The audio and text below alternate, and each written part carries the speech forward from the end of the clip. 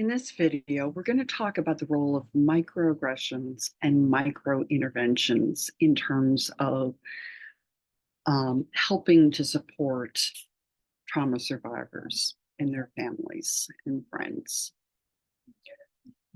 So, we live in a culture that tolerates sexual and other kinds of violence, that ignores the role of consent.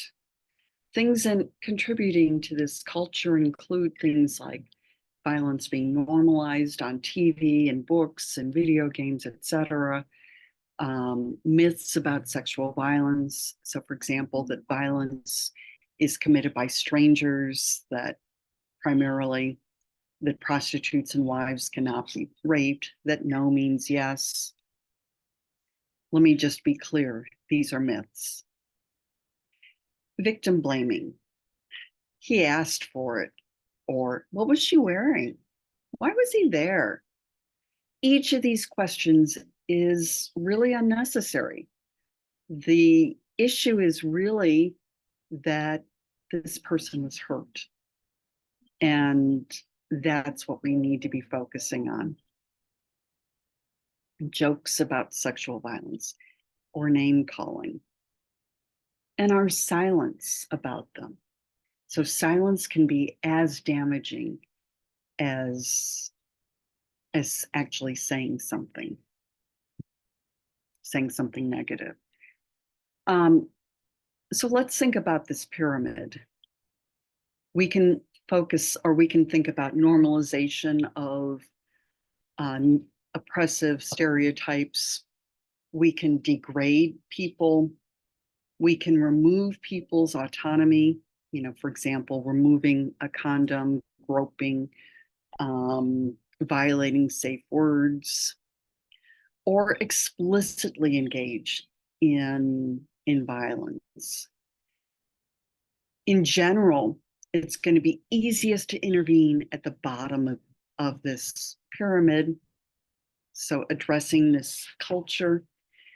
And we're going to have the most impact if we intervene there. It's a whole lot easier to address the oppressive attitudes than the explicit violence.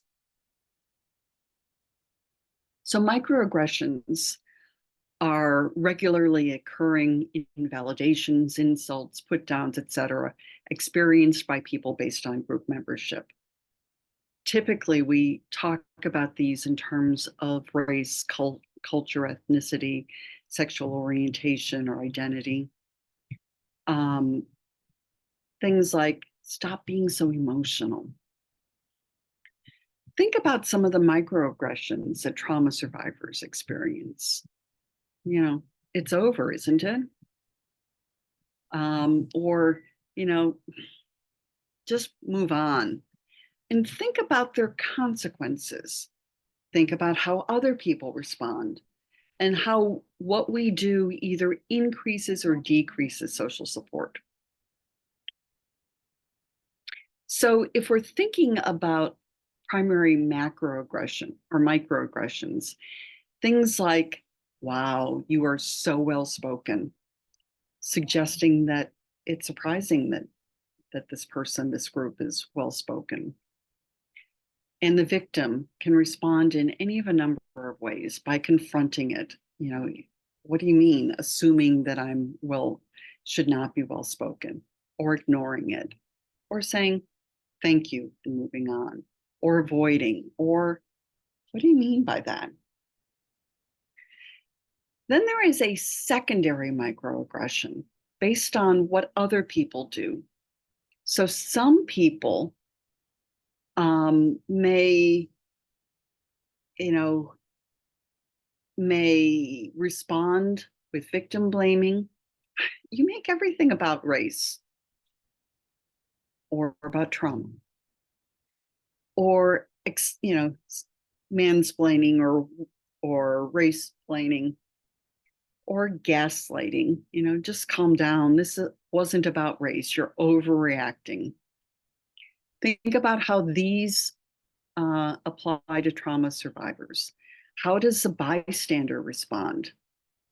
I didn't realize what they they said was offensive to you. It's neglect. Or, yeah, that was offensive, but I didn't want to get involved, and just abandoning someone. Uh, you can see this with Emmy Neatfeld. Um, she was or had stopped taking her Seroquel, and her mother took her to an exorcist to cure her. The exorcist forced her out of her mother's Corolla, screamed that she saw the devil in her soul. And when Emmy was upset, which seems appropriate, the doctor assumed that she was hallucinating. Her mother didn't say that demonic possession wasn't her idea, but that it was the exorcist's. Who would the doctor believe? The mother who is concerned and took off work for an appointment, or the 13-year-old who had recently been taken off her meds? Daryl Wing Su and his colleagues talk about microinterventions as opposed to microaggression. Microinterventions are words and behavior that tell the person that they have value, that their reality is valid. They offer support, encouragement, provide reassurance, and they can have a macro impact, creating a welcoming environment, reinforcing norms of respect, discouraging negative behavior, and can educate people around them. Think about what micro interventions trauma survivors might experience and their consequences. For example, having someone believe the trauma survivor, having the trauma survivor be asked, what do you want? Do you want to do this or that? So one micro intervention that my friend Julie Radico talks about in her work as a psychologist is just asking someone whether you're on track.